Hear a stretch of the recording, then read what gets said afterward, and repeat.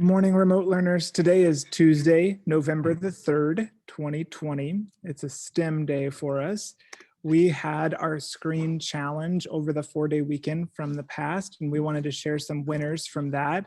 Our first was Zoe, who said that it wasn't hard because Zoe played with friends all day and had no iPad for a long time, so that was great. Ella stayed off the iPad for a very long time, saying it was different and really fun. Kylie said it was hard because you had the urge to watch TV or play video games, but it was easy because the weather was nice and you could play outside. So those are 3 winners. Harriet played outside and it was really tricky to be off that long. Nahom said that the student did it, but it was not really hard because he spent that time without a screen. And then Emma said it was weird to not have a screen all of the time, but instead there was a lot of reading that was done. So we love that there was some more literacy focus.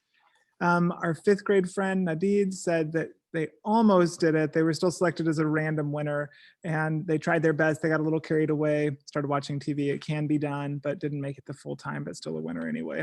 Mary said that she was thankful for her parents. They reminded her of it all the time and that they had a really good time with siblings. So being able to do things that you normally wouldn't be able to do, like cooking together and playing board games and reading books and cleaning your house. And then one of my favorite quotes, to be honest, I never spent a lot of time with my family. So that was really funny that you got to do that and play some screens. Good work. We can do anything, whatever we want if we try. I hope this challenge is a great experience for all of us. We did it. Congratulations, everyone. So Mary, great words for you. And then our last set of winners here, Alexis said that she went without a screen, reading books. Her dad has a lot of nonfiction. Those are some of my favorites. So good work. And then she made her own hashtag no screen. We love that. And then our final random winner was Angela. She made crafts, played outside with basketball, gave the dog a bath, took a walk and a run, spent time with family, played board games, rode her bike, exercised, made another Rube Goldberg machine, which we shared some of those before. Those were great. She exercised, played with toys. It's a little chilly to swim in October and November, but I'm glad you got a little time outdoors. She ate healthy and she made a new goal and achieved it. So great work with that challenge of going screen-free over the 4-day weekend. Your new challenge is connected to Podcast Week. Remember, this week we're sharing several podcasts. Your challenge is to be able to find a new podcast that you think is student-friendly and share about that. There's going to be some bonus for anyone who would create their own podcast. You can do this by recording on your iPads or other tools and then finding good spots to upload that and then being able to share those links on our Padlet. The Padlet is right here. It's /L Shivers and then the date 11/07/20.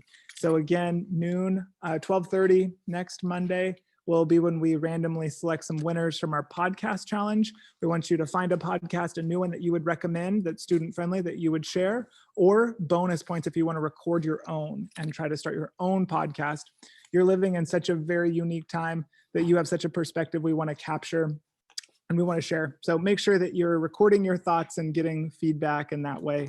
Our final thing are some podcasts to share. Because today is election day, there's a podcast that came out a long time ago in 2016, and it is called Presidential. It's from the Washington Post, and they profile some presidents and interview some interesting people. So that's one podcast to perhaps recommend or consider listening to.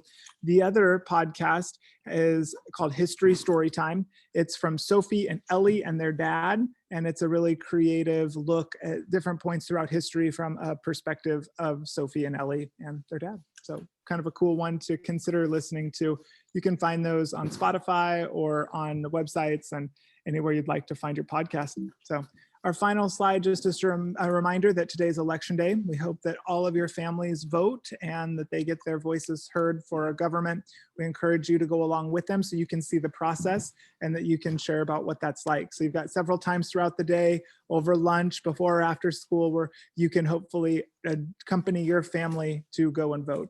So thanks for a great day of learning. Enjoy, stay brave, strong, and courageous.